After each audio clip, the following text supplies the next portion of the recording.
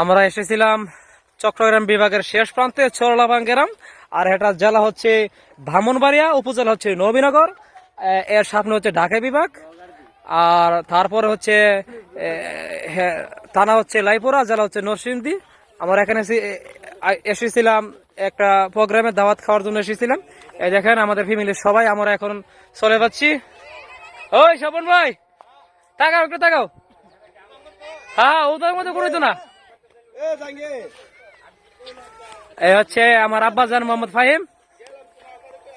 ফাহিম ফাহিম ফাহিম হ্যাঁ, সবাই চলে আসো। আমরা এখানে এসেছিলাম চরলাপাং গ্রাম, থানা হচ্ছে রায়পুরা, জেলা হচ্ছে নরসিংদী, বিভাগ হচ্ছে ঢাকা।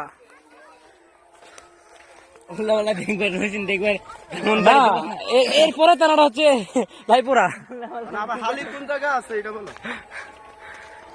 এটা হচ্ছে চট্টগ্রাম বিভাগের শেষ প্রান্তে, উপজেলা নবীনগর, জেলা ব্রাহ্মণবাড়িয়া, বিভাগ হচ্ছে চট্টগ্রাম।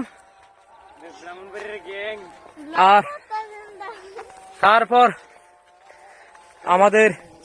আমরা যে গ্রামে এসেছিলাম এর পরের গ্রামটা হচ্ছে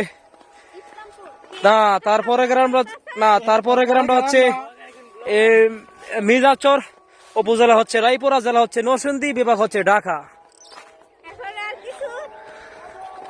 ঢাকা না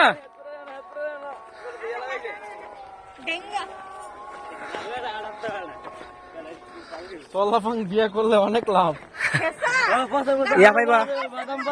এগারাম যারা বিয়ে করবেন বিয়ে করলে হাঁটতে হাঁটতে জীবন শেষ। হ্যাঁ, এগারাম যারা বিয়ে করবেন তারা অবশ্যই কমেন্টে জানাই দিবেন। এখানে পাবেন অনেক যারা চরলাপাং না, ওই দেখেন এখানে তারা শ্বশুর বাড়িতে গেলে আইলে হাঁটতে হইব, টেনশন নিয়েন না।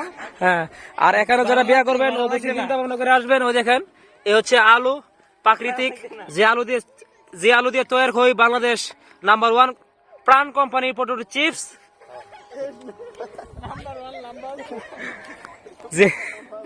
যে আলু দিয়ে তৈরি হয় বাংলাদেশ নাম্বার 1 কোম্পানির প্রাণের পটেটো চিপস। হ্যাঁ,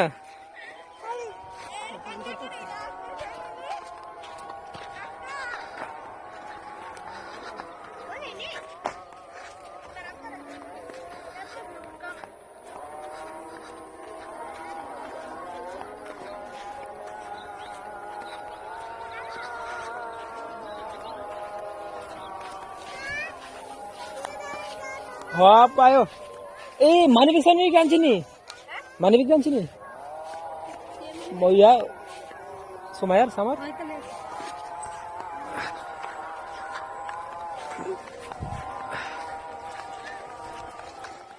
হারা করে সেলফি নিলাম না। এটা হচ্ছে একটা ইতিহাস, এটা হচ্ছে একটা স্মৃতি।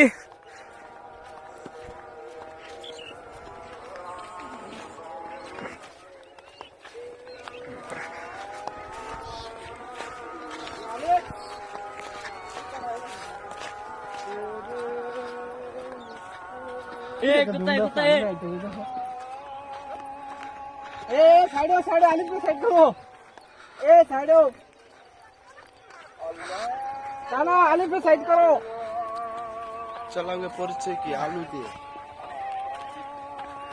নো, তারা এদেশের মানুষ বিভিন্ন বড় বড় কোম্পানির জন্য উপকার করে। হ্যাঁ, এই কামরুল দাও, এই হচ্ছে কামরুল, একটু সাক্ষাৎকার। এই যে আলোতে মাঝখানে এই হচ্ছে মোহাম্মদ কামরুল হাসান, আমার প্রিয় ভাই। আর এই ব্যাপারে এই গ্রাম সম্বন্ধে কিছু কথা বলবেন। আমরা এখানে বর্তমানে যেখানে আছি এটা হচ্ছে নবীনগর উপজেলা একবার শেষ প্রান্ত চরলাপাং গ্রাম। এই গ্রামের সম্বন্ধে যদি কিছু বলতে। আমি এই গ্রাম সম্পর্কে যতটুকু জানি ততটুকুই বলছি। এই গ্রামটি হচ্ছে চরলাপাং। এই গ্রামটি নবীনগর উপজেলার পশ্চিম ইউনিয়নে অবস্থিত। আর এই গ্রামের মধ্যে আমরা বিভিন্ন ধরনের ফসল দেখতে পাচ্ছি, বাদাম, তারপর আলু দেখতে পাচ্ছি। ধান ক্ষেত খুবই কম, ধান ক্ষেত নাই বললেই চলে, তবে আমরা এখানে বাদাম ক্ষেত প্রচুর দেখতে পাচ্ছি, তারপর আলু ক্ষেত দেখতে পাচ্ছি। আর এখানে গ্রামের মানুষ খুবই সহজ সরল। আর এই গ্রামটা এমনি খুবই ভালো লাগে যে পরিবেশটা খুবই সুন্দর, চারপাশে পরিবেশটা খুবই সুন্দর। ওকে, এই গ্রাম সম্বন্ধে তোমাকে তোমার কিছু ধারণা বলার জন্য তোমাকে অসংখ্য ধন্যবাদ। এতে আমরা ভিডিওকে আমরা ইতি করতে পারি। অসংখ্য ধন্যবাদ তোমাকে।